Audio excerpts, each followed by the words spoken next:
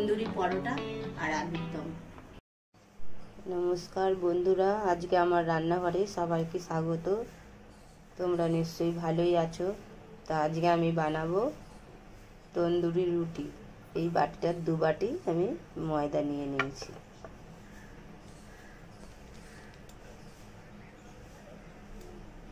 তো এর মধ্যে একটু তেল নেব, রিফাইন তেল, আর একটু পরিমাণ মতো একটু নুন নেব। এটাকে আমি জল দিয়ে মেখে 10 মিনিট রেখে দেবো।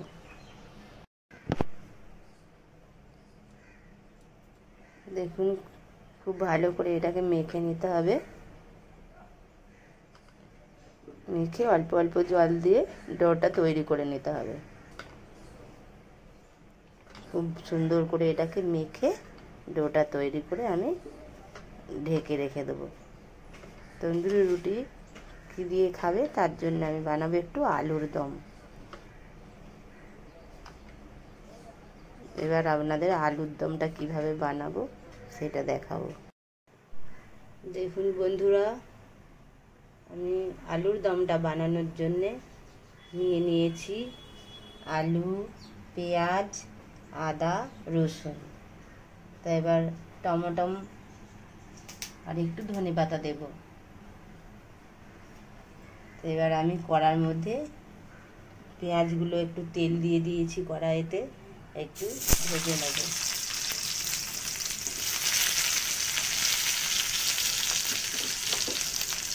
আদা রসুন সবই দিয়ে দেবো, টমেটোও দিয়ে দেবো। এটাকে একটু নাড়াচাড়া করে মিক্সিতে বেটে নেব। এটা তন্দুরি রুটি দিয়ে আলুর দমটা খাওয়া হবে। কড়াই তেল দিয়ে দিয়েছি, এবার আমি আলুগুলো ভেজে নেব।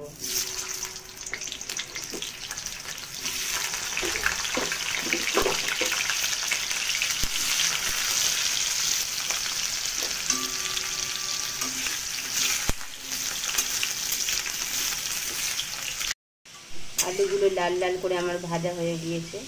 আমি আলুটা এবার তুলে নেব।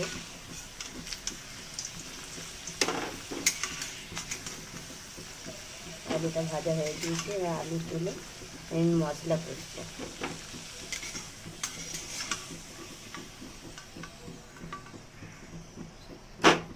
আলুগুলো তুলে নিয়েছি।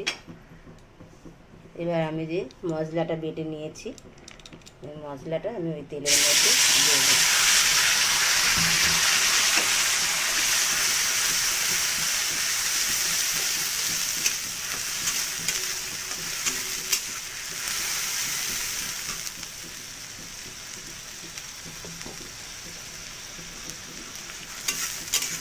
মশলাটা খুব ভালো করে কষিয়ে নেব।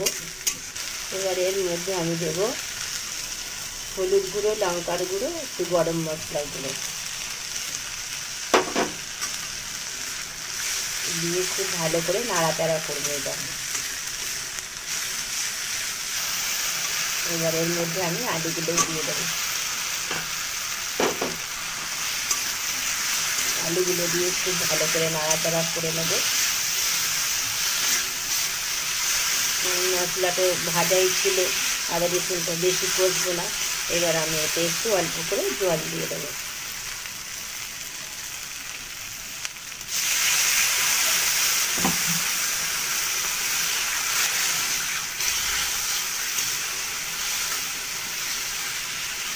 মাখা মাখা হবে, জল দিয়ে দিলাম। এবার এর উপর দিয়ে একটু ধনেপাতা কুচি দিয়ে নামিয়ে নেব। ময়দাটা আমার মাখা রেডি, খুব সুন্দর নরম হয়ে গিয়েছে। এই ময়দাটা থেকে আমি ছোট ছোট লেচি কেটে নেব।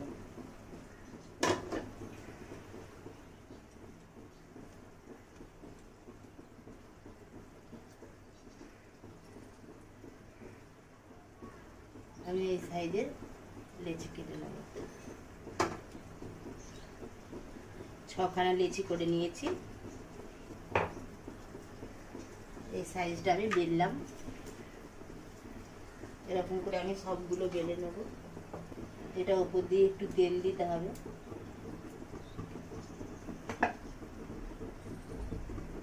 এটা বাটার দেয়া যায়।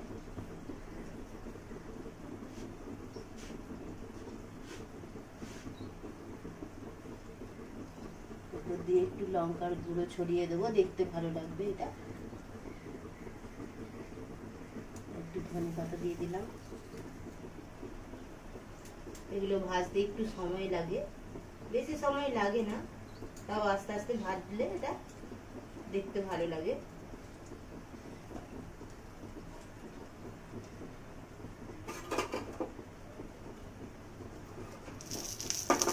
এটা কত সুন্দর ফুলে উঠেছে, দেখুন খুব সুন্দর ফুলে উঠেছে।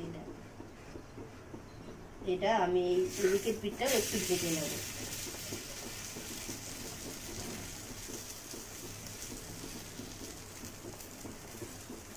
হালকা করে ওই দিকের পিঠটাও আমি ভেজে নেব।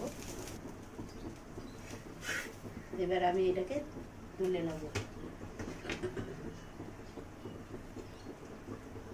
এইভাবে আমি আরো একটি দিয়ে দিচ্ছি। এবার আমি উল্টো পিঠটা আর একটু ভেজে নেব হালকা করে। সুন্দরভাবে ফুলে গেছে দেখুন। আর এটাতে একটু ওই পিঠটা, উল্টো পিঠটাতে একটু পোড়া পোড়া লাগেই, কিন্তু সামনের পিঠটা দেখুন কত সুন্দর হয়েছে। আমার আরো একটি ভাজা হয়ে গেল।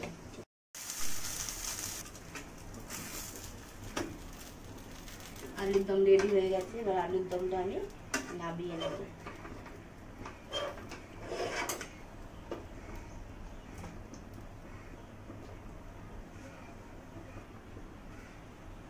দেখুন আলুর দমও রেডি হয়ে গিয়েছে। তন্দুরি পরোটা আর আলুর দম। এই ভিডিওটা দেখে আপনাদের যদি ভালো লেগে থাকে তো আপনারা এইভাবে বানিয়ে খাবেন, আর বাচ্চাদের বড়দের সবাইদের বানিয়ে দেবেন। কমেন্ট শেয়ার করবেন। ভালো থাকবেন, সুস্থ থাকবেন। নমস্কার।